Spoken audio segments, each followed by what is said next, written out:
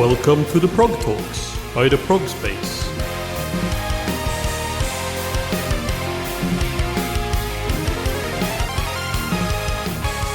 Welcome to the Progtalks, an interview series by the Prog Space where we will be talking to musicians in all corners of the progressive music scene.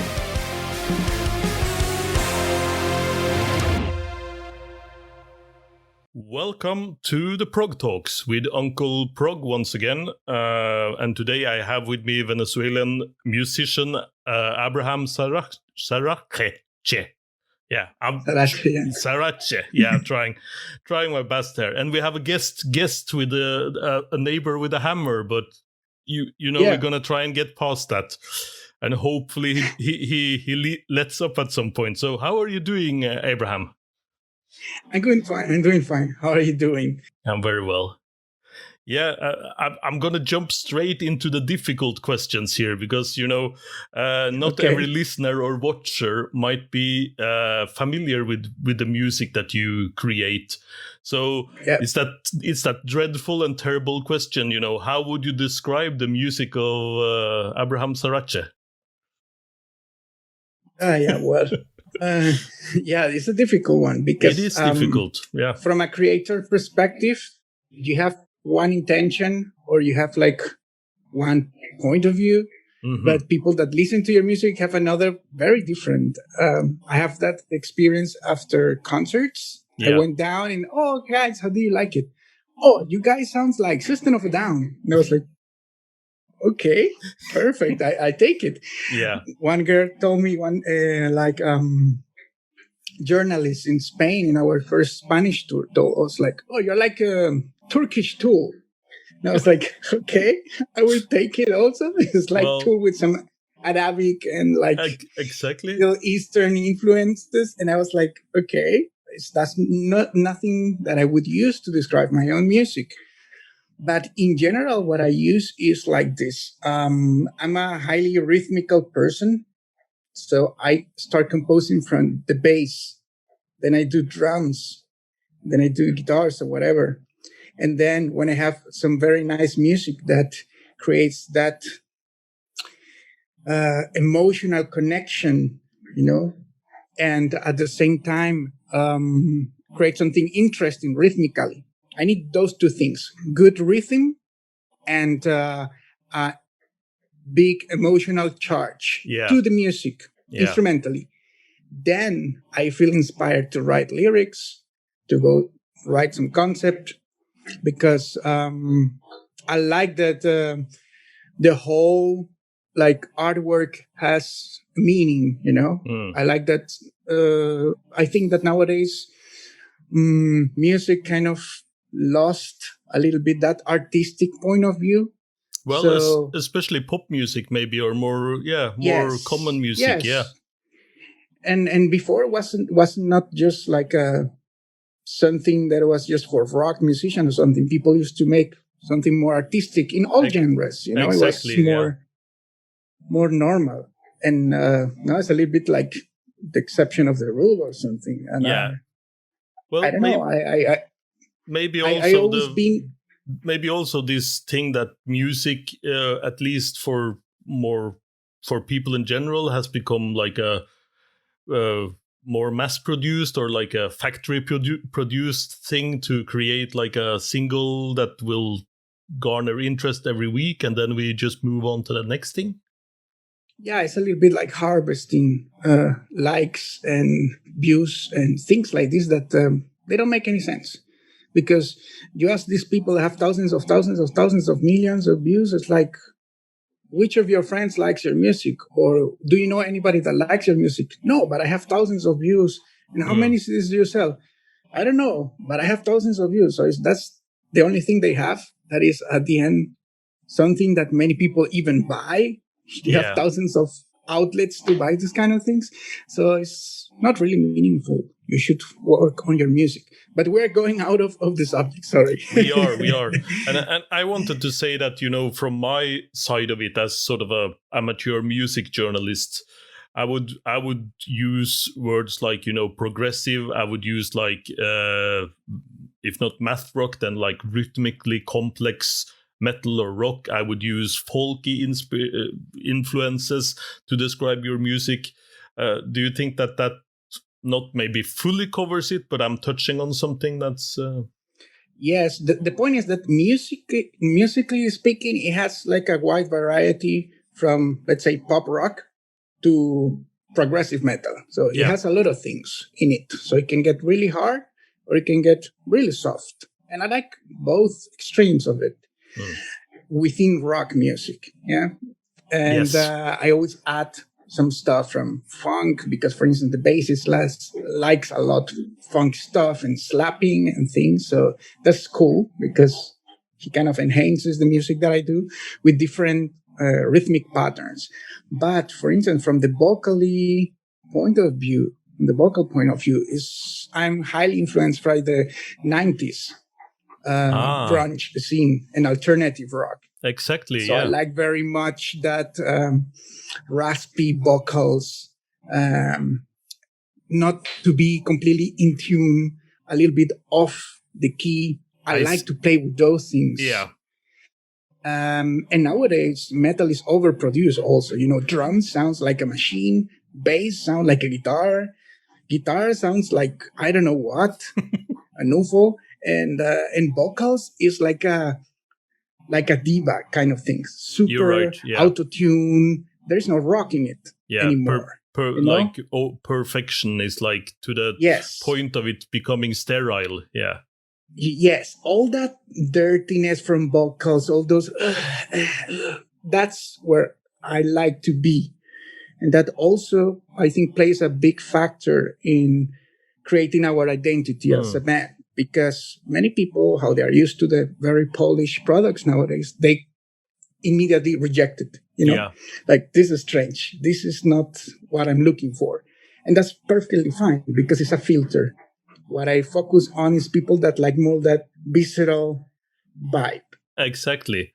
And I have to say, I find that very interesting because while you were talking now about this, you know, the modern overtly produced and, you know, how things are perfectioned in the studio or with computers, I was like thinking, you know, I wonder how some of those classic bands, like a band like Motorhead, would sound like with today's production and today's, you know, would it have the same impact? Would a lot of that emotion, that rawness had been, you know, sucked out of the music by a perfect production like we call it today? So I find that, and especially within progressive music, you know, where perfection seems to be so important for many performers, I find that a breath of fresh air to see you, you know, coming in from a little bit of almost like a garage band left side of it. So, yes, there's a little bit of that because, you know, when we train, when we rehearse at the studio, I am really like a proper, like, free control, you know, this note has to go here, this needs to be here, this needs to go there, the sound is not right, this is okay, this is not so good, you can improve, you need to do more stamina on drums, the bass is not too loud, I am too soft, this is weird, my voice is out of tune, all this stuff. But that's rehearsing, you know? Yeah. You get the best out of the band in the rehearsal room. But then when we are out in the stage, I don't want metronomes, I don't want backing tracks. That's all like, man, what happened to the rock music? It became like a contest, like an Eurovision thing. And I'm fine with people if they like that. But that for me is not rock music. That for me is television rock music. And I don't want to do that. Yeah, and once again, I'm very, you know, your thoughts mirror a lot of the ideas or the discussions I've had around this, because when a band goes on stage today, it's like you say, it is easy to bring the backing tracks, to bring the, you know, the click tracks and everything to make it as perfect as possible. But then again, you don't get that strange feeling of experiencing something totally unique, you know, where I remember, you know, in the 90s seeing bands where I was like, well, they have a piano part in this song, but they don't have a pianist on stage. What are they going to do? Yeah. And then suddenly the guitarist played an acoustic part or something, and it was like, this is cool because it's different than on the album. Yeah. But you don't get that so much because now that keyboard part will just be in the backing track anyway if they want to. So, yeah. Oh, well, you know what is the good thing about technology? Nowadays you have these kind of things. And you have a mobile phone, and you're set. Yeah. You have like all the analog stuff. If you want to get very weird about it and carry all the stuff with you, be my guest, break your back for a gig anywhere. But something like this can help you. That's the reason because I love people like Jordan Rudess. They don't stop amazing you with like new technologies that can still allow you to make music in the old-fashioned way. Yeah, organically, even if it's... Yeah, and because I have the chance to make a lot of mistakes in that keyboard when I'm playing live, nervous, seeing the people that they're looking at me and say, oh, I don't like this guy. Yeah. That's where the good music comes from. I agree. And with that tension comes, that emotion and that edge that you need to have when you see a musician on stage. So, I want to move along to your releases, your album and EPs, because so far you have released 3 releases, right? First was a full album called The Gardener that was released in 2016. Then you have 2 EPs. First, the Kaleidoscope of Fears in 2018, and then Kaleidoscope of Dreams in 2020. It's like last year. So I wondered what to talk about the EPs first. What can you tell us about them? Because they seems to be thematically connected, or at least have talking about the positives and negatives of Generation Y, right? Yes, a little bit this,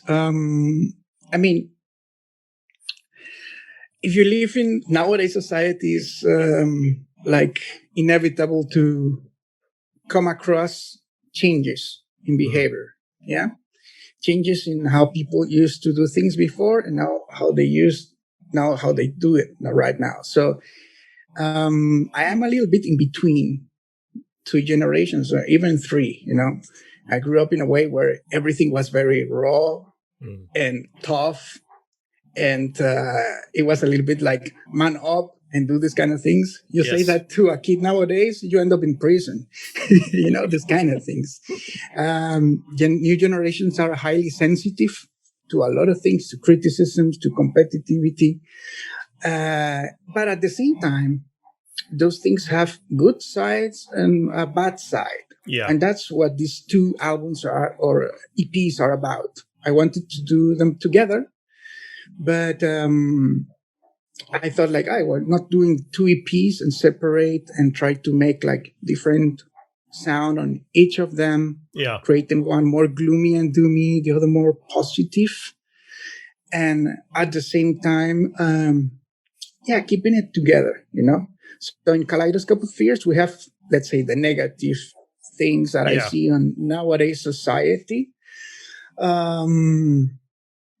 It's like this whole social media influence on people. All this there's a song that's called Batician Mimicry that is actually what the non-lethal animals do to mimic the lethal animals. Oh yeah. Yes, so the other animals, they don't touch them because they think, oh, this guy's it's lethal. Dangerous, yeah. But they are not. They just look like the coral snake and these kind of things. So this is a little bit how I see nowadays society. Everybody's putting these frames on Facebook for France and Notre Dame and Israel and Gaza and blah, blah, blah. Yeah. But people actually are not really activists. They just want you to know that they care. Yes. That's a little empty, It is, yeah. So it's like, to give an example of Kaleidoscope of Fears, it's more this kind of thing.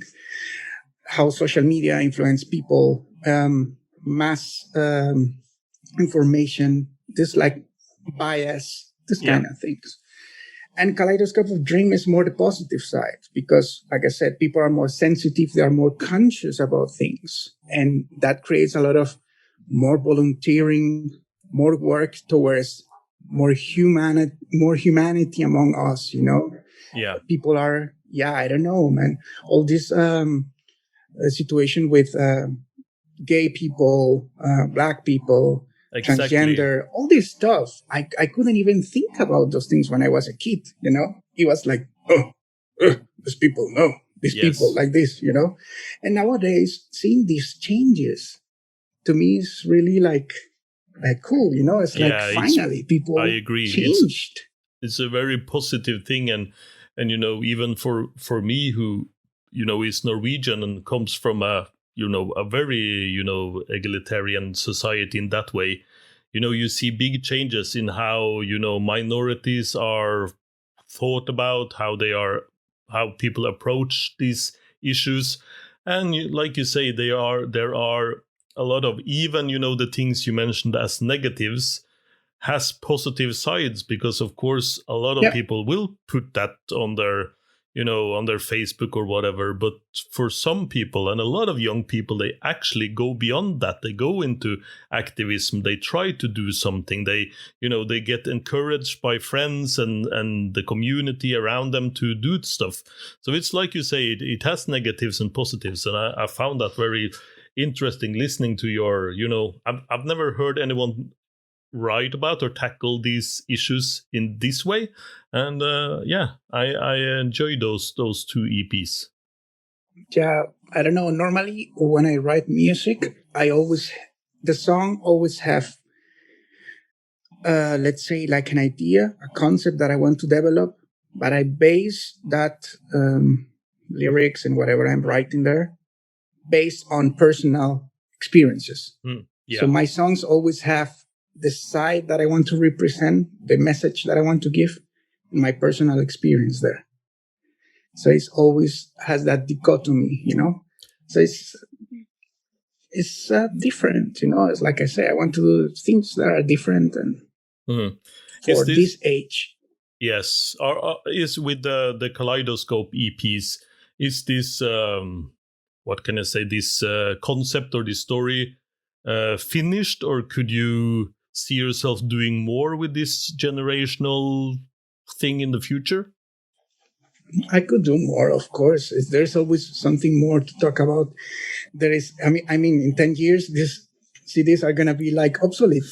People are going to say, what is this guy talking about? You know? And that's the cool thing about it. Well, it is a snapshot then of our time, you know, in that way.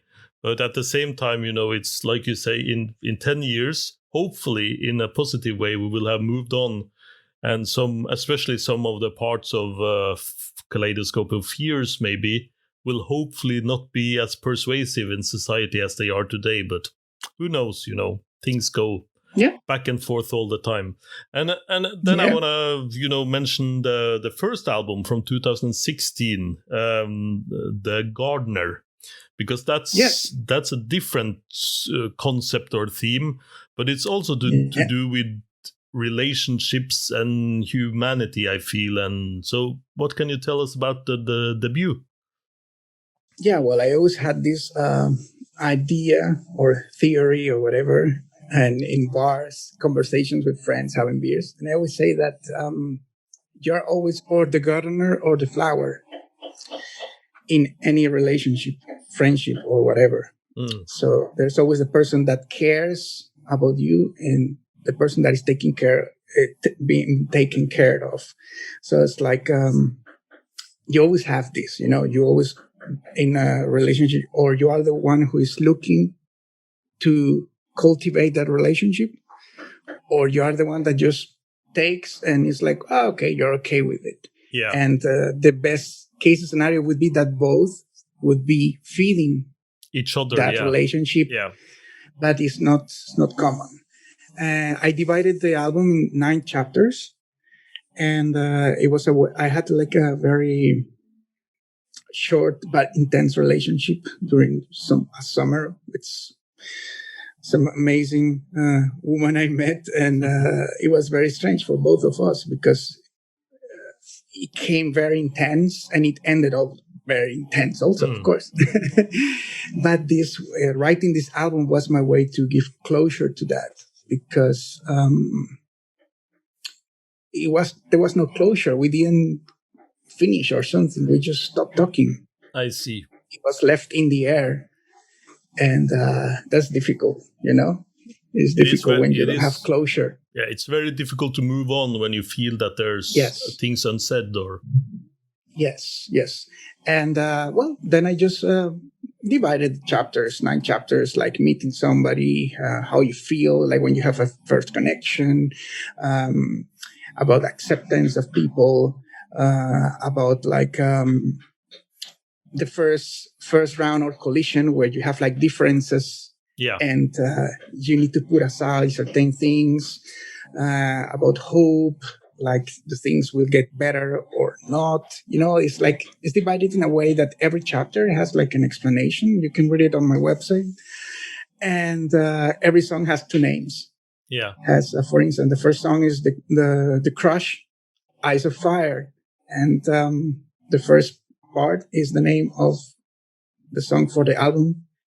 And the other part is the title of my own album, my personal story. Exactly. Yeah, because I found it very interesting when I read about this, because I think I recognize myself in, relationships I've had or relationships I've been in. And I think most people diving into the concepts on this album will find things to Yeah. So I think just in that regard, it's a very interesting album, and also I felt that it was it's very raw, it's very open, and like we talked about earlier, it's not only the musical part of your output that has like a certain rawness and openness to it. It's also the concepts and themes, which I find very refreshing. So yeah. If you haven't listened to The Gardener, you should. But yeah, I wanna ask then. So how do the album and the EPs differ from each other, if they do? In many ways, the Gardener was intended to be an acoustic album. Yeah. Only acoustic guitar, Cuatro, and voice. That's it. But I couldn't help myself, and I had to add the rest. I recorded all the instruments myself and did the whole production myself. Yeah. Of course, my idea was to like highlight the whole acoustic theme to that album, to make it a little bit like my sound, my presentation card. Here we have this instrument, the Cuatro, the Venezuelan Cuatro, that is like my instrument. And this is what I do, guys.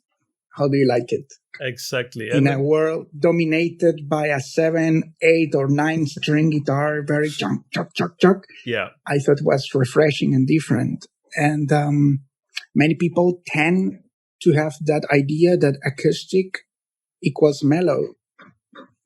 Doesn't have to be, No, of course not. But I guess that leads me very finally into my next question, because of course very interesting part of your music is the utilization of this Venezuelan Cuatro, this instrument. And not only is it the use of this traditional instrument, it's also an electric version of this instrument, right? So I guess many listeners and watchers will not be familiar with this instrument. So what can you tell us about the Cuatro? I can show it to you. Yes, this please is the electric version. Yes. So it has now like 6 of these, because I put sometimes double strings on the outside parts. Mm-hmm. So you get like an octave sound, like a tres cubano. That is like this Cuban tres. It's really Latin sound. Well, basically, it's like an electric guitar, but with nylon strings. That's very particular, because I work with a piezo, so I cannot put my hand here or do palm mutings here. I need to play somewhere here. Yeah. I'm originally a guitarist, so I had to change a lot of things. Then these 2 last strings, they create what in heavy metal is like drop B tune, but 2 octave higher. So I realized this, and I added an octaver, and I distorted that signal. So I can have like a 7-string guitar here. Exactly, yeah. And at the same time, I can come back to my clean sound that wouldn't be a guitar sound. It would be a Cuatro sound. So it would be like...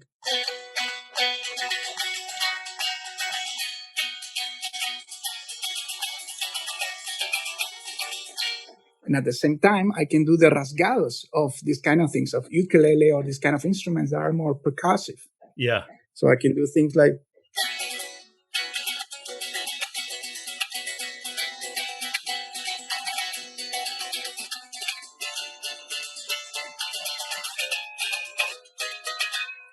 The other thing is that on top of that, I create also like a solo sound. So I have that lead guitar sound that I really like. So you can make solos like... Of course, here we are listening to the unplugged instruments. Of course, yeah. But I invite you to listen to the music and hear that there is no guitars there. It's only these. Exactly. And this is of course an electric version, but this is a traditional Venezuelan instrument, right? Yes. Yes. It's used in Venezuela and Colombia, in both countries. Mm-hmm. It's very used, like, let's say, La Pampa of those places. Very flat earth and a lot of cows. Yes. Vegetation, that's it. And I always like the sound of the instrument. Traditionally, it's like a bigger ukulele, let's say like a tenor ukulele or something like this. 4 strings, 14 frets, or 17, depending on the type of instrument. But it doesn't have a lot of output. It writes very fast. Yeah. A lot of things that I had to work out with the instrument, with the luthier that built it for me. And mainly used for this folk music. You can look at the afterwards if you want. It's pretty different for what I do. And of course, that also created, at the beginning, let's say 10 years ago, certain rejection from the more prominent figures of that represent this music. And this instrument in Venezuela. Yeah. So did you have negative feedback then in the beginning for your electric variant and your... it was heresy, blasphemy, blah blah blah, these kind of things. But it's like, I don't know, I think that if you don't piss off some people on your road, it's like you're not even trying. I think you're right in that. If you haven't at least pissed off some people, you haven't done anything right. You need you didn't go outside the box. You just stay where it's safe, and when everybody's gonna give you a pat on the shoulder and gonna say, you sound like Metallica, you're awesome. Well, again, how many? It's not, one. It's not what I want. Exactly. Then you're just one of the very many. But if you are enjoying this interview, please head over to theprogspace.com for more reviews, articles, pictures and interviews, all about progressive music. You can also find us on Facebook, Twitter and Instagram. theprogspace.com.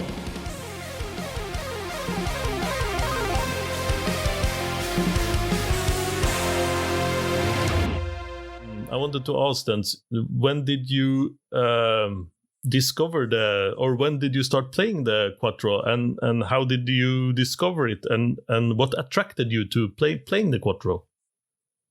Because you said you started as a guitarist, right? Yes, I'm mainly a guitarist. I started playing it in 2007, I think. My mother came for a visit. I was living in Spain, and I said, "Can you bring me one of those folk instruments just to try out, and one of these books with chords and stuff, just to see what happens?" Because I always liked the sound of it, but I didn't like how it was played. It's basically played very rhythmical. So the melodies doesn't have any protagonism. It's more like it's a lot of this percussive thing. Yeah. And what I like is that in a quattro you can make very strange dissonances. Like we were talking about the boys before and all that gloomy, weird, more alternative sounds.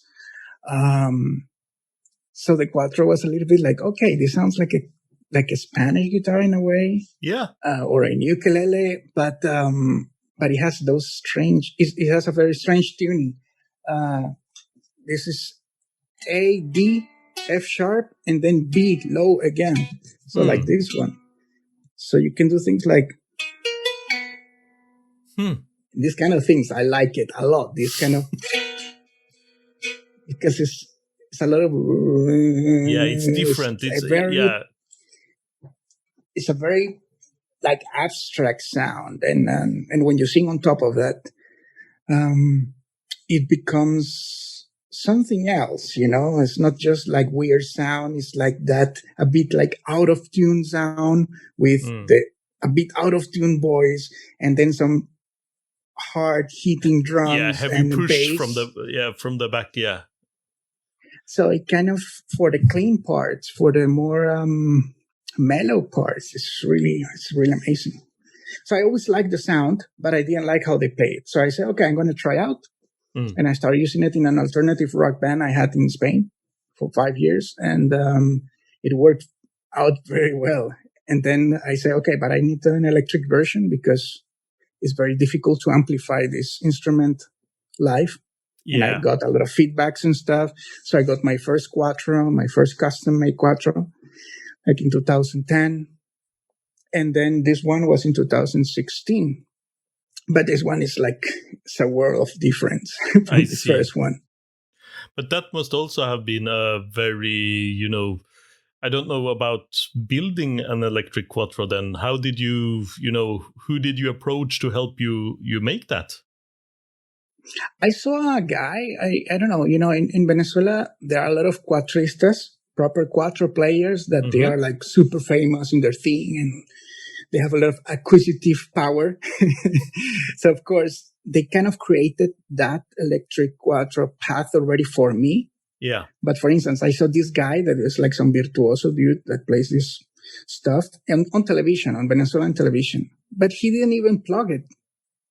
So I was like, are you for real? Yeah. Why you have do an you electric have quattro and you didn't even, you go to a presentation, you don't even plug it? Yeah. He treated it a little bit like a toy, but for me it was like a breakthrough. For me it was like, and now this is what I need. Yeah. Now this is what is going to be my sound. And I found out about the luthier, and then I started getting in contact to him. 6 months later, I got a Cuatro. Well, long story short, it was like my first thing.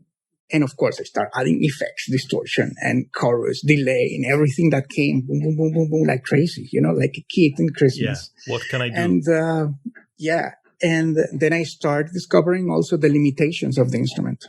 Okay, it doesn't have so much sustain. The nylon strings are difficult because with metal strings, it's very easy to do bendings. Yeah. And I also wanted to have the same flexibility from the electric guitar. I couldn't do like pitch harmonics, pinch harmonics, like this kind of things. And when I did the second Cuatro, I already had the wood, and the luthier was also more open-minded and more modern too, Exactly. So he listened to my music. He was like, okay, this guy needs something else. So he was creating something that was more in tune with both with his own experience now and after listening to you, what he also thought you would need. He understood more what you were looking for, simply. Yeah. Well, I wanted to ask, because my first experience with hearing the Cuatro was, of course, when I discovered you and your band, and I found it very interesting. You just like, if you're a music nerd like me, you find stuff like that interesting, and so I wonder, do you feel like the use of the Cuatro is helpful in generating interest in your music, especially now that you're in Europe, where people, I guess, aren't that familiar with the instrument? it helps, but it's not like the most important thing, because people, when they hear the music, they think it's a guitar. It's the first thing they think. Yeah. Only when they go to the clean parts, they realize, okay, what is this? It's like some ukulele or some Spanish guitar. In the records, they don't really notice it. It's harder to pick up. The shock, yeah. Yes, the shock is live. Live, yes. Live people are like, what? And even if they don't like the music, they always come and congratulate me and buy me stuff, because it's like, are you crazy? Are you playing with that thing? Like, all these, we used to play like festivals with like these metal guys, trash metal bands, big Jackson guitars, BC Rich, and then they look at me with that small thing and they're like, this guy, what's this, a joke or something? But when they hear it, chum, chum, chum, they're like, oh my God, these are nylon strings. How do you distort that? So it's really shocking for people to see that. And besides that, we are a power trio. So we're just three. We're not 5 or 6 that normally in a progressive metal band, a modern progressive rock band, there are a lot of things. So it's more, I think, for life. I think, that's right. And, even though I do enjoy listening to the EPs and the album, it's something special with seeing you perform live. And so I want to say, to anyone who wants to check that out, of course, you were a part of our Prog Space online festival. So if anyone wants to see the instrument actually played live, that's a place where you can go and watch Abraham play the Cuatro, electric Cuatro to his full extent. How did you guys feel about being a part of that online festival, by the way? Did you enjoy it? Yeah, it was very good. It was very good, of course. And it was during this year that was really hard for me. 2020 was really a big disappointment, and this kind of motivated me, to do something different. And in those times, also our drummer left to Chile, so then we didn't have anybody. And then came Danny, another drummer, and he joined us for this thing. So we were happy to have him because we were making music with somebody completely new for the first time. Exactly, and it was for this festival, and he nailed it. The songs were pretty good and did a very good job. Yeah, I think the whole band was like, people were impressed. That was easy to see. That's a good segue into me asking, who are these guys you play with, and how did you get in touch with them? Well, through Tristan, there's the bassist. Is now like, I would say, like a very big part of my sound. It's like he has very big personality, as a bassist. He's not the typical bass player that just follows you. And he's also not the guitarist bass player with dingwalls and direct class that you see everywhere nowadays. He's He's like, that's not a bassist, that's a guitarist. And he has the skills to do a lot of things, but at the same time, he has the producer mindset. So he's like, okay, I can play, but here only with works fine. Yeah. So it's a lot of work that I don't have to do. And that's exactly the kind of musicians that I look for. People that are better than me at playing that instrument particularly, and they can enhance the result with their personality and their touch. Yeah. So Tristan is being...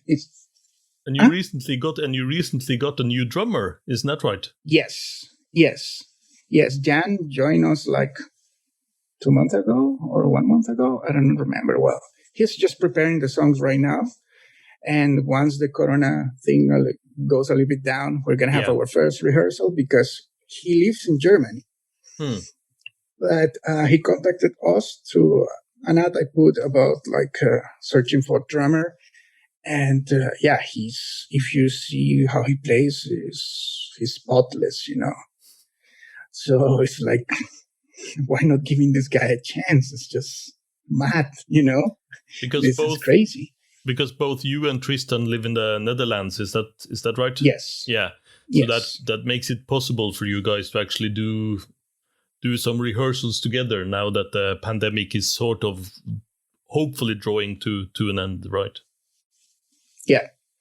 So yeah, it was like I don't know, since I started this project, my solo project, I've been really happy because I had really amazing musicians all the time. I cannot complain, it's like crazy. And for instance, after Tristan joined, and at the beginning we had another drummer, they kind of make the project make it feel more like a band, Yeah. So it was not anymore like a soloist thing. It was more like, okay, now everybody does a little bit. And that helps a lot because, of course, I compose songs, I write lyrics, I do the mixing, mastering, edit the videos, do the website. I do almost everything, Of course. But I have that second voice or that support role of somebody that has certain skills to help me out, like Tristan. So it's never bad to have somebody like that by your side.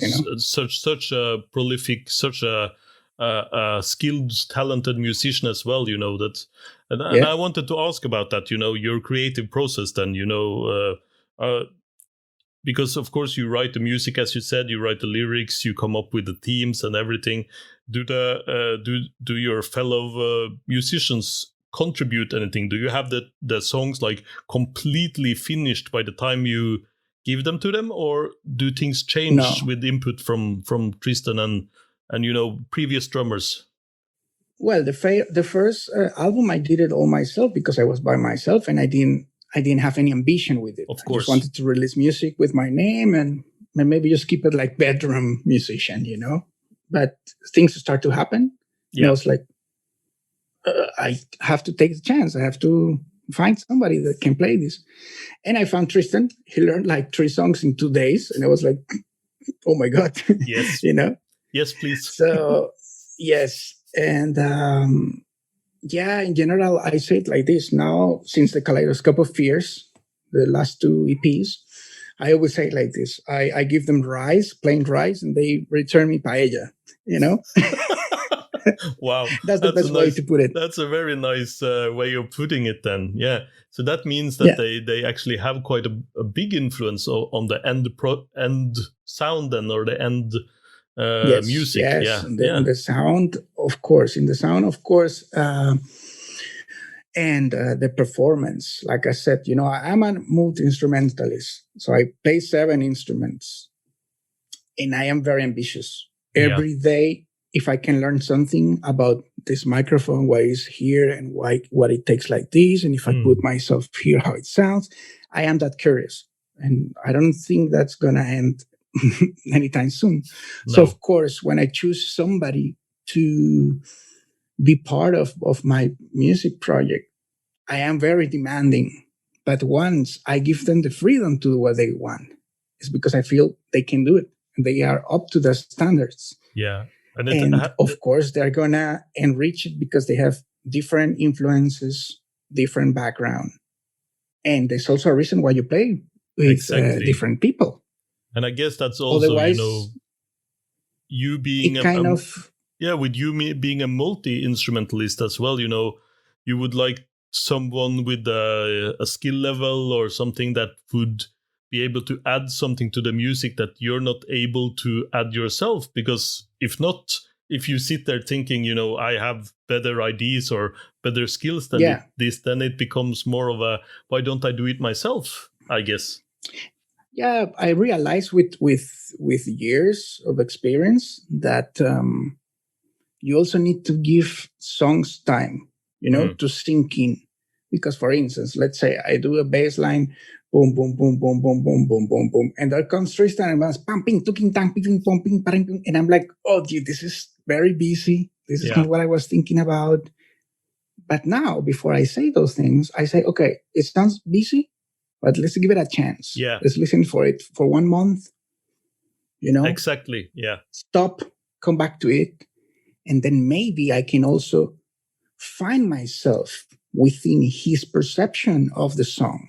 Yeah. And that is when you can do that as the like main producer or composer, when you can take that, not criticism, but that input from somebody else and give it a chance, when you have that flexibility, the only thing that's going to benefit from it is your own music.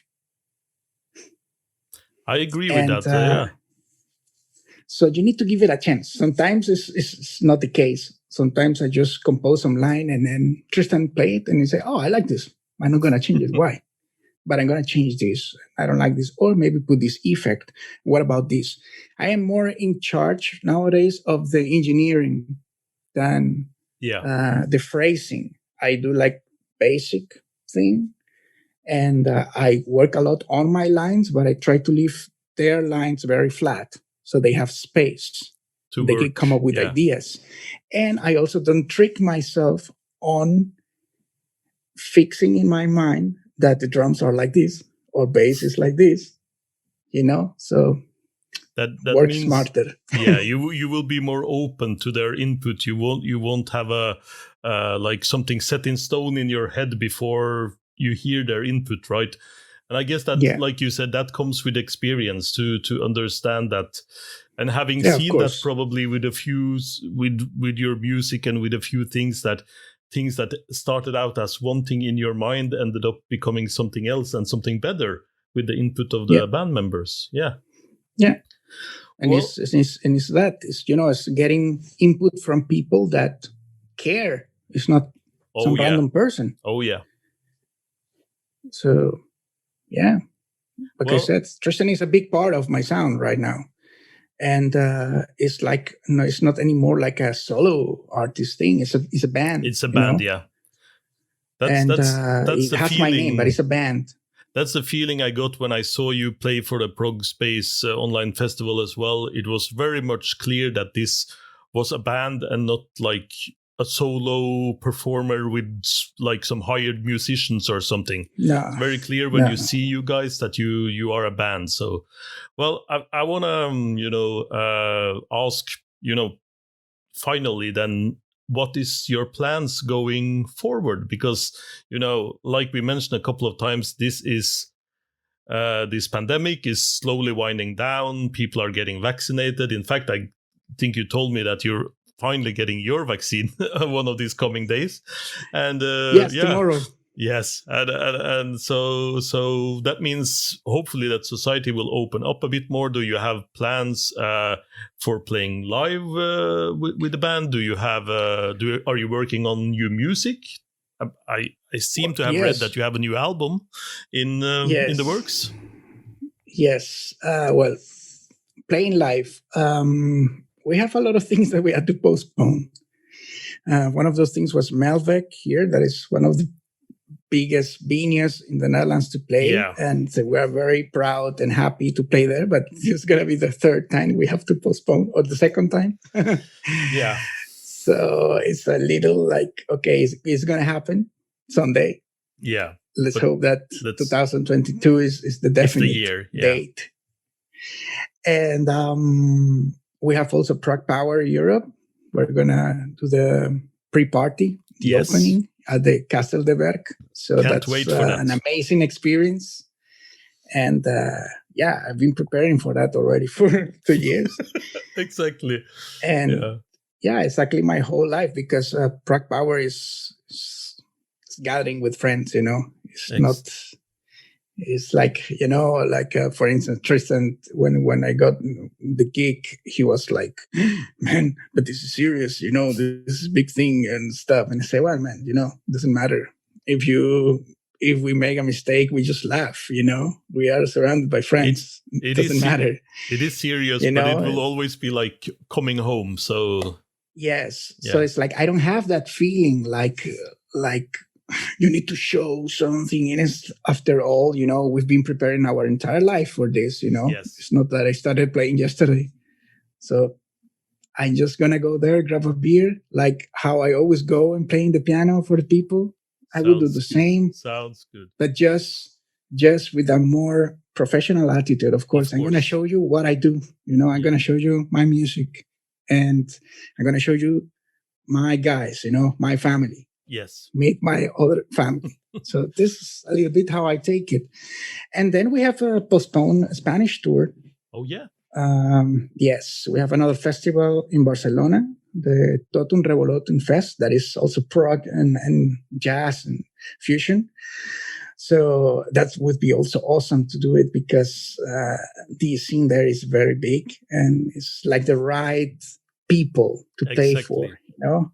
It's not like playing, I don't know, Lowlands or something. You play thousands and millions of people and then 10 people pay attention to you. That's it's a bit weird, you know? Yeah. But these people, if they are there 100, 300, 500, those guys that are into this music. They are there to listen so even to if they don't like you. Yes. Yeah. And even if they don't like you, they're going to give you good feedback. They're going to give you like something, a good feedback on your performance, on your music, things that maybe you are missing out. And it's always great to have that.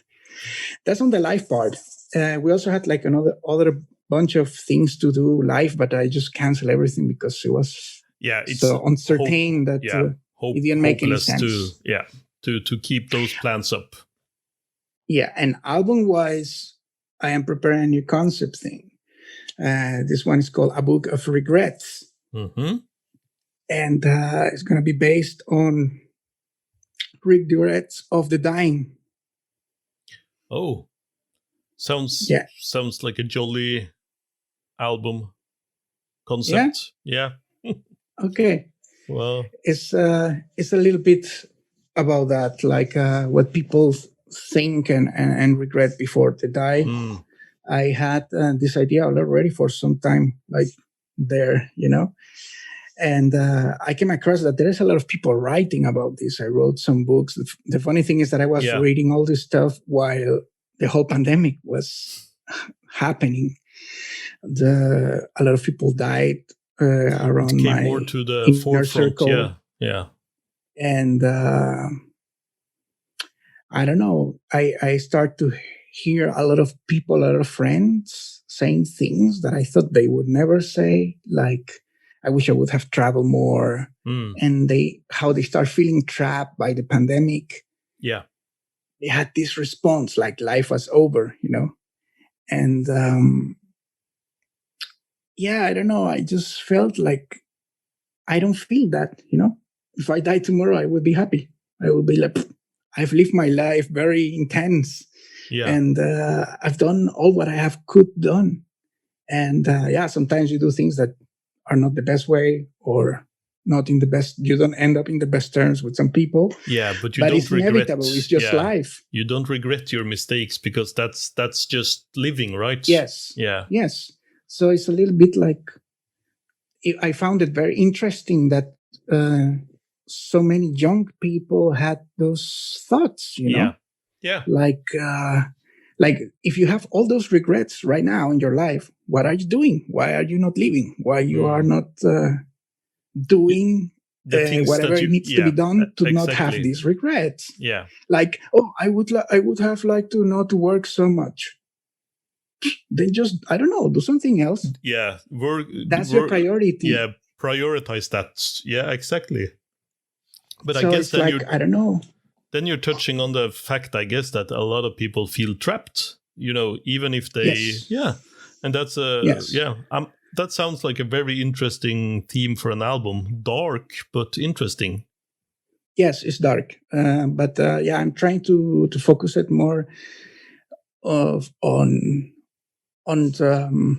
meditating and analyzing what's going on than a critic. It's not a critic. It's just an opinion. No, you know, I see. Yeah. Many people tend to confuse things, and but that's just like that's like with your EPs. Like, you know, you are an observer. You have it's your commentary on society.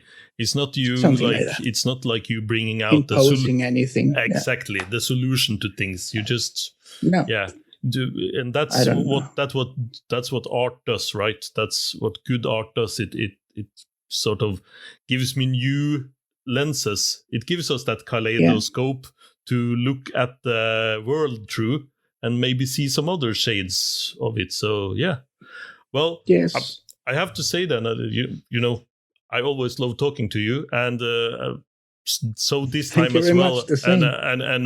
And ending on a positive note that I'm looking forward to the new album. I'm looking forward to seeing you guys live at Prog Power, and I hope everything is going to go great with the album and the tour and everything for next year. So I want to say thank you so much for being on the Progtalks with me, Abraham. And you should you should all follow Abraham on social medias. There will be links in the description.